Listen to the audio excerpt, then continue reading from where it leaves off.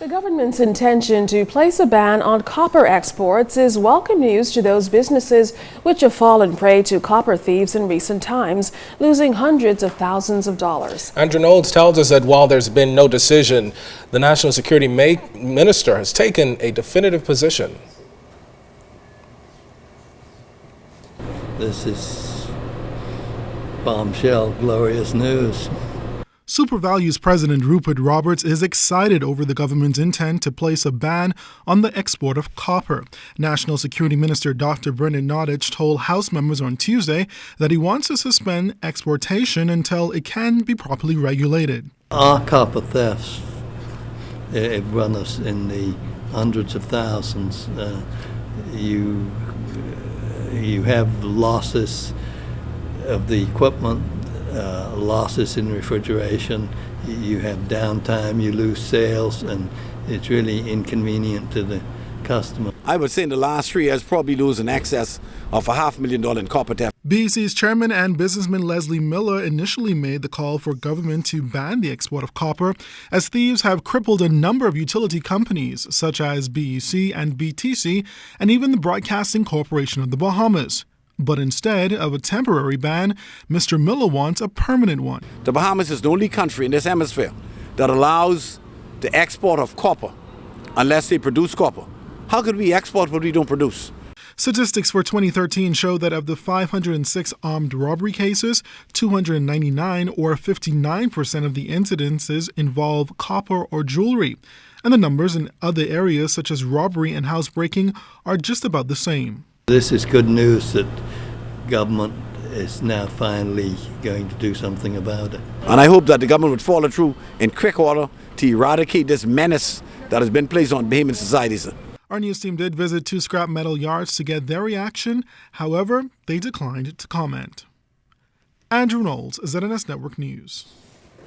In order to continue the fight against crime in several urban inner-city communities, members of the Urban Renewal 2.0 program took their spiritual campaign throughout the streets of Nassau Village during a walkabout in the area this afternoon. Co-chairs of the Urban Renewal 2.0, Cynthia Mother Pratt and Algernon Allen, told ZNS News that they are now taking a different approach to tackle crime, and that is through a spiritual healing and transformation. Spiritual war is what we address. And so we started on Monday night in the Masons Addition area. We were accepted with open arms by the people. We were able to walk. We were able to go to homes. We were able to pray with young men, many of them, scores of them, who called for prayer. We are walking, we are talking, we are moving about as we seek to touch your lives and listen to the stories. Seek to transform. Now, Area MP Dion Smith and Officer in Charge of Urban Renewal 2.0, Stephen Dean, both agree that crime in Nassau Village has reached unprecedented levels. However, they say they are doing all they can to ensure that residents are safe in their community.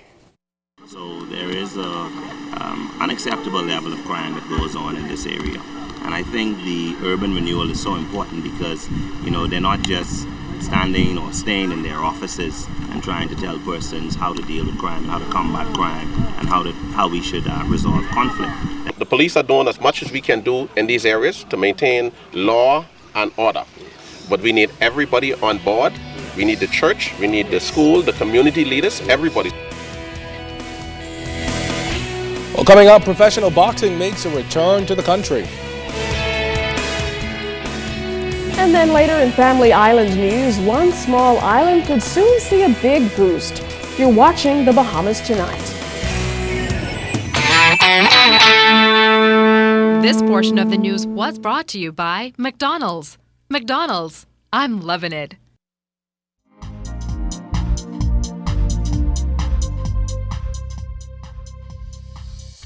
This This is your Royal Fidelity Business News. I'm LaDawn Davis. The new multi-million-dollar community hospital in Exuma is just about 90% completed, but may miss its June deadline. This according to officials of the Reef Construction Company. The $14 million community hospital project currently employs some 75 people, and the number is expected to expand over the next few weeks as the facility nears completion. In April of last year, the National Insurance Board signed a contract with the Reef Construction Company for the construction of the community hospital. The Bahamas Telecommunications Company received the Elite Global Telecoms Business Award for Business Service Innovation in London earlier this month.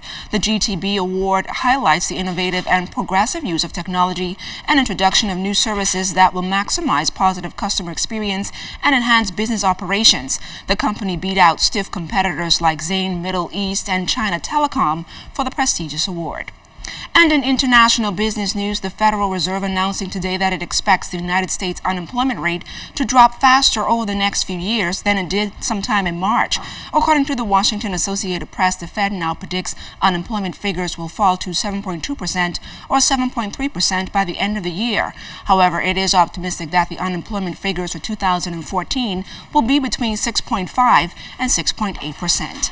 And that's a look at your Royal Fidelity Business News. I'm LaDawn Davis.